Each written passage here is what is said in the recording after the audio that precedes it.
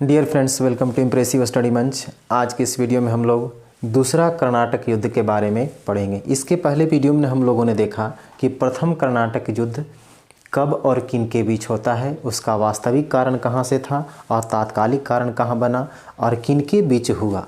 ठीक है ना, किन की पराजय हुई, किन की जीत हुई, कौन कहता है कि भारत में जो है यूरोपीय कंपनी सितारों जैसा चमकने लगा और मैंने किसका वर्चस्व ज़्यादा बढ़ गया।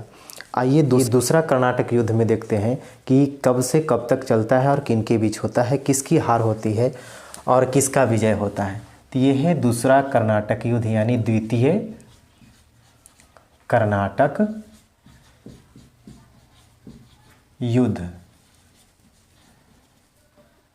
इसका समय कब से कब तक चलता है, तो इसका समय जो है ये 1749 ईस्वी से क्या है 1754 ईस्वी तक।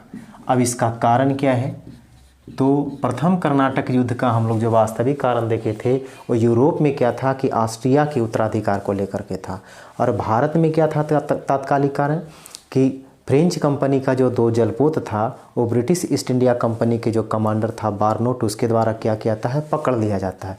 जो कर्नाटक युद्ध का क्या होता है कि ये तात्कालिक कारण बनता है। और ये द्वितीय कर्नाटक युद्ध का जो कारण बनेगा वो क्या है, वो भारत में ही क्या है कि उत्तराधिकार को लेकर है। ये भारत में क्या कि जो दक्षिण भारत का दो राज्य जो है, एक कर्नाटक और एक हैदराबाद, ये दोनों राज्य में क्या है कि उत्तराधिकार को लेकर के युद्ध होता है और ये कर्नाटक युद्ध का दूसरा कर्नाटक युद्ध का कारण बनता है। यानी दक्षिण भारत में क्या है कि दो राज्य कौन कौन है, एक है कर्नाटक, ठीक है ना, कर्नाटक, और दूसरा क्या है, दूसरा है हैदराबाद। इसी को क्या है, इसी के उत्तराधिकार को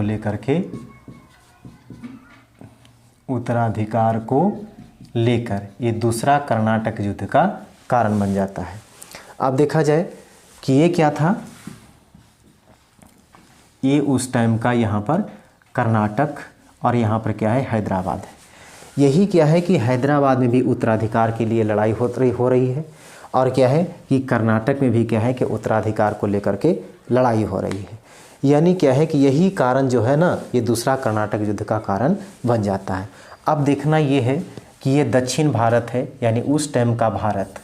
अब यहाँ पर देखते हैं ये उस टाइम का भारत जो है, तो भारत में कौन कौन राज्य में हो रहा है, एक कर्नाटक में और एक हैदराबाद में। तो सबसे पहला यहाँ पर देखेंगे हम लोग कि कर्नाटक, ठीक है ना, ये कर्नाटक। तो कर्नाटक का उस टाइम नवाब कौन है, ये नवाब है अनवरुद्दीन, ठीक है ना, अनवरुद्दीन। अब यहाँ पर क्या है, ये दूसरा जो है एक होता है चंदा साहब, ठीक है, चंदा साहब।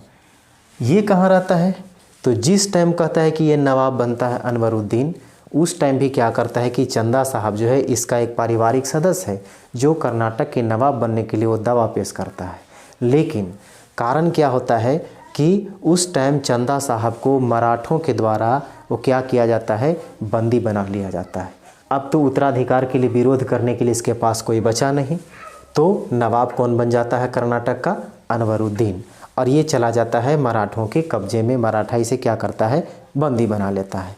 लेकिन ये घटना कब की है कि 1748 ईस्वी, ठीक है ना, ये 1748 ईस्वी में क्या होता है कि मराठों के द्वारा इसे रिहा कर दिया जाता है, यानी उसे छोड़ दिया जाता है। जब ये 1748 ईस्वी में कर्नाटक जब पहुंचता है तो अनवरुद्दीन से फिर क्या करता है कि नवाब बनने के लिए यानी उत्तराधिकार के लिए फिर दावा पेश करता है, और ये दोनों में क्या होता है, युद्ध होता है, ठीक है ना।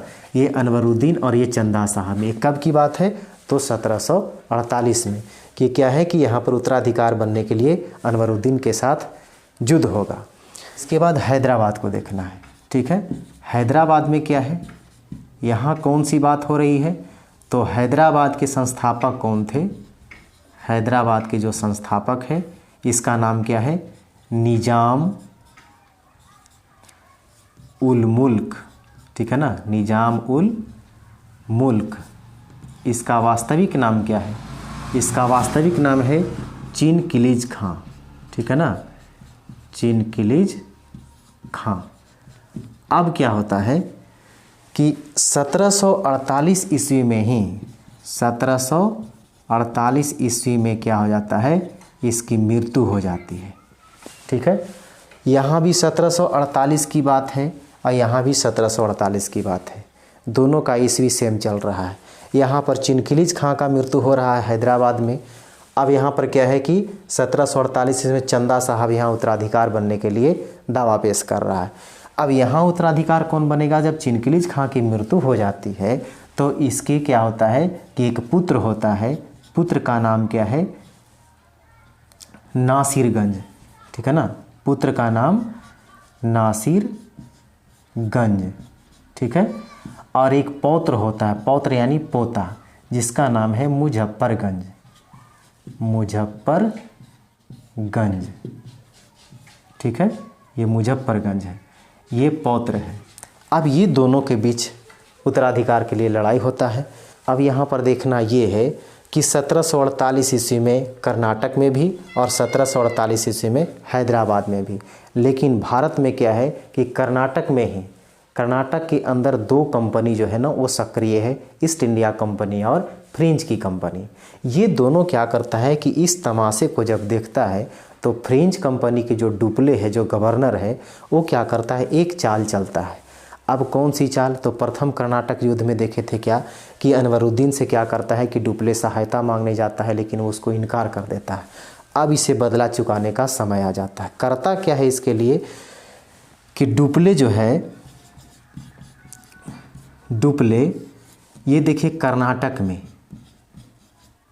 में क्या करता है, तो अनवरुद्दीन तो इसका विरोधी था। इसके क्या है कि आमने सामने युद्ध करने वाला प्रथम कर्नाटक युद्ध में अनवरुद्दीन था, लेकिन अनवरुद्दीन को क्या करता है, ये सहायता नहीं करता है। ये किसको सहायता करता है, किसको सपोर्ट कर देता है?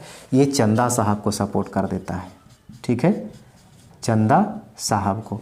अब यहाँ जो है ये हैदराबाद में किसको सपोर्ट करता है? तो हैदराबाद में क्या करता है, इसके चिनकिलिज खां के पुत्र को सपोर्ट नहीं करता है, ये पौत्र को यानी पोता को सपोर्ट कर देता है, मुजफ्फरगंज को, ठीक है ना। हैदराबाद में किसको सपोर्ट करता है? तो मुजफ्फरगंज को, ठीक है ना, मुजफ्फरगंज को सपोर्ट कर देता है। और इसके विपक्ष में एक और कंपनी कौन है भारत में? British east India company. जब देखता है कि फ्रेंच जो है ये कर्नाटक में चंदा साहब को सपोर्ट कर दिया और हैदराबाद में क्या है कि मुजफ्फरगंज को सपोर्ट कर दिया। कारण क्या था सपोर्ट करने का? कि डुप्ले सोच रहा था कि क्या है कि जो कर्नाटक में जो नवाब बनेगा वो मेरी इच्छा से बनेगा, है कि नहीं, और हैदराबाद में भी जो होगा वो भी जो बनेगा ना वो मेरे इच्छा से ही बनेगा, यानी जैसा हम चाहेंगे वैसा काम होगा। इसलिए क्या करता है, डुप्ले कर्नाटक में चंदा साहब को सपोर्ट करता है और हैदराबाद में क्या करता है, मुजफ्फरगंज को सपोर्ट करता है। और इसके विपक्ष में क्या है, फ्रेंच की कंपनी के विपक्ष में ब्रिटिश ईस्ट इंडिया कंपनी है, जो क्या करता है, इसके कर्नाटक के साथ क्या है कि जो अनवरुद्दीन है उसके साथ सपोर्ट कर जाता है, और हैदराबाद में किसको सपोर्ट करता है, तो नासिरगंज को सपोर्ट करता है। अब यहाँ पर क्या है कि 1749 ईस्वी में, ठीक है ना, ये घटना होती है। अब 1749 ईस्वी में क्या होता है कि अब युद्ध होता है। किसके किसके बीच युद्ध होता है? तो डुप्ले और अनवरुद्दीन, यानी फ्रेंच कंपनी और अनवरुद्दीन के साथ, ठीक है ना। किसके किसके साथ हो रहा है? फ्रेंच और अनवरुद्दीन के साथ, ठीक है। अब यहाँ पर ध्यान से समझने वाली बात है कि फ्रेंच कंपनी और अनवरुद्दीन आमने सामने होता है। 1749 ईस्वी की घटना है। इसमें होता क्या है कि अनवरुद्दीन जो है इस युद्ध में मारा जाता है। अब जब मारा जाता है तो उस टाइम का ये बात होता था कि जब पिता को मार दिया गया है तो पुत्र को भी सफाया कर दो, ताकि वहाँ पर उत्तराधिकार बनने के लिए क्या है कि कोई आगे अडंगा नहीं डाल सके। तो उसका एक पुत्र होता है अनवरुद्दीन का। अनवरुद्दीन का पुत्र कौन होता है? ये होता है मोहम्मद अली, ठीक है ना, मोहम्मद अली। अब ये क्या करता है कि ये कर्नाटक को छोड़ करके ये दक्षिण भारत में क्या है, कृष्णापल्ली नामक जगह है, जहाँ पर उस किले में वो चला जाता है। कौन चला जाता है? मोहम्मद अली। किस लिए? तो वहाँ से वो भाग करके जाता अपने प्राण को बचाने के लिए। तो यहाँ से क्या है कि अनवरुद्दीन मारा गया, मोहम्मद अली भाग गया, ठीक है ना। अब हुआ क्या, तो चंदा साहब को क्या करता है, ये जो डुप्ले है ना, ये डुप्ले क्या करता है, चंदा साहब को वहाँ का नवाब बना देता है, यानी उसके मन पसंद का काम वहाँ पर हो गया। अब हैदराबाद में भी क्या होता है कि हैदराबाद में जो है ना, ये मुजफ्फरगंज को क्या करता है, वहाँ का वो नवाब बना देता है, ठीक है ना। यानी जब डुप्ले अपनी मनपसंद से चंदा साहब को वहाँ नवाब बना देता है और हैदराबाद में जब इसको मुजफ्फरगंज को नवाब बनाता है, तब क्या करता है कि हैदराबाद के जो चंदा साहब है वो खुशी से क्या करता है कि कर्नाटक का जो यहाँ पर जो क्षेत्र है पुडुचेरी, तो पुडुचेरी के जो आसपास है, ठीक है ना, ये पुडुचेरी जो है इसके आसपास 80 गांव, ठीक है ना, 80 गांव क्या करता है, चंदा साहब ये डुप्ले को देता है। अब डुप्ले का तो मियाज खुश। अब इसके बाद फिर क्या है कि हैदराबाद में जो मुजफ्फरगंज बना है ये भी तो कुछ देगा उसको। ये क्या करता है, कृष्णा नदी से लेकर के कन्याकुमारी तक वो क्या करता है, डुप्ले को वहाँ का गवर्नर बना देता है। अब डुप्ले का तो क्या है कि कहना ही नहीं, ठीक है ना, उसके मन में तो अब लड्डू फूट रहा है। वहाँ कहता है कि वह चांद सितारे जैसा वो चमकने लगा, उसी का वहाँ पर अधिकार होने वाला है। इसके बाद फिर क्या है कि कुछ समय के बाद मुजफ्फरगंज की जो है ना वो मृत्यु हो जाती है, ठीक है ना। कुछ समय के बाद क्या है कि मुजफ्फरगंज की जब मृत्यु होती है तो उसका एक पुत्र होता है सलातगंज, ठीक है। इसका नाम क्या है, इसका पुत्र जो है इसका नाम है सलातगंज। ये सलातगंज भी क्या करता है, जब यहाँ का ये नवाब बनता है, ठीक है ना, ये यहाँ का जब नवाब बनता है हैदराबाद का, तो ये भी अपनी खुशी में क्या करता है कि डुप्ले को क्या है कि कर्नाटक का जो क्षेत्र यहाँ पर है, ठीक है ना, ये कर्नाटक का उत्तरी भाग जो है ये उत्तरी भाग इसको दे देता है। किसको? डुप्ले को दे देता है। सलातगंज क्या किया कि कर्नाटक का उत्तरी भाग जो है वो डुप्ले को दे दिया। उस उत्तरी भाग में क्या है कि 4 जिला होता है और इस भाग को क्या कहते हैं, उत्तरी सरकार के नाम से जानते हैं, ठीक है ना। इसमें कितना जिला है, इसमें 4 जिला है, मुस्तफ़ानगर, चिरक्कल, राजमुंद्री और एल्लौर, ये 4 जिला है। कहाँ? ये उत्तरी सरकार में, यानी कर्नाटक के उत्तरी भाग में। इसके बाद ये समझना है कि 1749 में जो इसके बीच युद्ध होता है, प्रथम कर्नाटक युद्ध में हमने देखा कि क्या था कि नवाब अनवरुद्दीन और फ्रेंच कंपनी के साथ जो युद्ध हुआ था वो सेंट थॉमस का युद्ध कहलाया। और इसके साथ क्या है कि 1749 ईस्वी में जो ये युद्ध हो रहा है दूसरा कर्नाटक युद्ध, इसको क्या है, इसको अंबर का युद्ध, ठीक है ना, इसको अंबर या अंबुर का युद्ध भी कहते हैं, ठीक है। अंबुर के युद्ध के बाद युद्ध कहा जाता है, ठीक है, कहा जाता है। इस युद्ध को क्या कहते हैं हम लोग, अंबर या अंबुर के युद्ध के नाम से भी जानते हैं। अब इसके बाद फिर क्या है कि जब ये घटना हो रही है, ये जब तमाशा हुआ, तो ब्रिटिश ईस्ट इंडिया कंपनी के क्या है एक क्लर्क जो था उसका नाम क्या था, रॉबर्ट क्लाइव, जो बाद में क्या करता है एक अधिकारी बनता है। अब वो एक चाल चलता है, करता क्या है कि यहाँ पर जो है ना रॉबर्ट क्लाइव क्या है, ये ब्रिटिश ईस्ट इंडिया कंपनी का क्लर्क होता है जो बाद में अधिकारी बनता है, रॉबर्ट क्लाइव, ठीक है। ये रॉबर्ट क्लाइव क्या करता है कि अब एक चाल चलता है। कारण क्या है कि यहाँ पर जो ये कर्नाटक है, ठीक है ना, यहाँ अकाट में क्या है, ये चंदा साहब नवाब बना हुआ है, ठीक है ना। चंदा साहब क्या बन जाता है, ये अनवरुद्दीन को मरवा देता है और क्या करता है, ये नवाब बन जाता है। इसके बाद क्या है, यहाँ पर जो है ना अनवरुद्दीन का बेटा कहाँ भाग करके आया था, तो त्रिशला, ये कहाँ, त्रिशनापल्ली में, ठीक है ना। ये क्या है कि यहाँ पर अनवरुद्दीन का जो बेटा था मोहम्मद अली, ठीक है ना, मोहम्मद अली। अब क्या होता है कि ब्रिटिश ईस्ट इंडिया कंपनी का ये जो रॉबर्ट क्लाइव है ये करता क्या है कि अपनी सेना को ले करके ये अकाट को घेर लेता है, समझे। और फिर यहाँ करता है कि इस जगह को घेर करके क्या करता है कि मोहम्मद अली को यहाँ से रिहा कर देता है, यानी वहाँ से वो मोहम्मद अली निकल जाता है। अब ये अकाट को घेरने के बाद चंदा साहब भी क्या करता है कि वहाँ से जब निकल भागता है तो गलत फहमी में क्या होता है कि तंजौर के एक शासक जो है ना वो चंदा साहब को मार देता है। अब क्या हो गया, अब तो यहाँ देखा जा रहा है कि मोहम्मद अली का विरोधी तो कोई है नहीं, तो मोहम्मद अली क्या हो जाएगा, यहाँ अंग्रेज़ों के द्वारा क्या कहता है कि ये कर्नाटक का नवाब बना दिया जाता है। इससे क्या है कि फ्रेंच कंपनी को बहुत बड़ा झटका लगता है।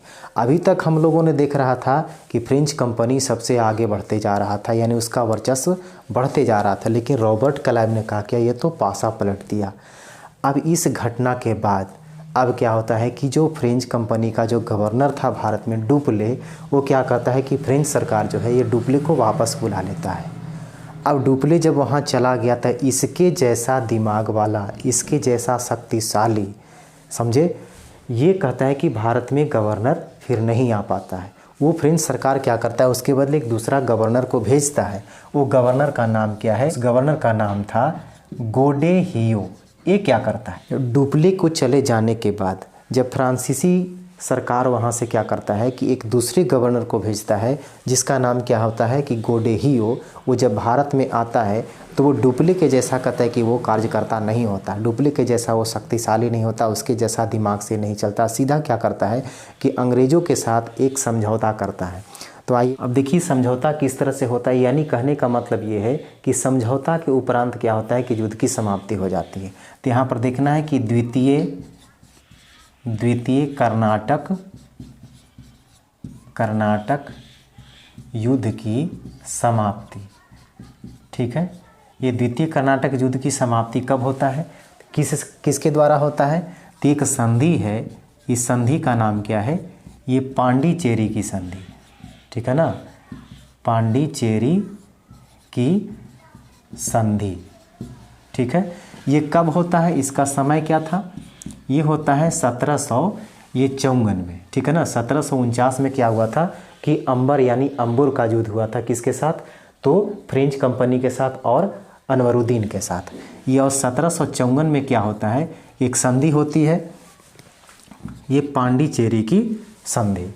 अब ये किनके बीच होता है, तो क्या है, इधर में है फ्रेंच कंपनी, ठीक है ना, ये फ्रेंच कंपनी, और इधर में क्या है, ब्रिटिश ईस्ट इंडिया कंपनी। अब फ्रेंच कंपनी का जो नया गवर्नर आया है, ठीक है ना, ये नया गवर्नर कौन आया है, नया गवर्नर जो है उसका नाम क्या है, गोडे हियो, ठीक है ना, गोडे हियो। ये गोडे हियो के द्वारा क्या किया जाता है, ये पांडिचेरी की संधि होती है ईस्ट इंडिया कंपनी के साथ, ठीक है ना।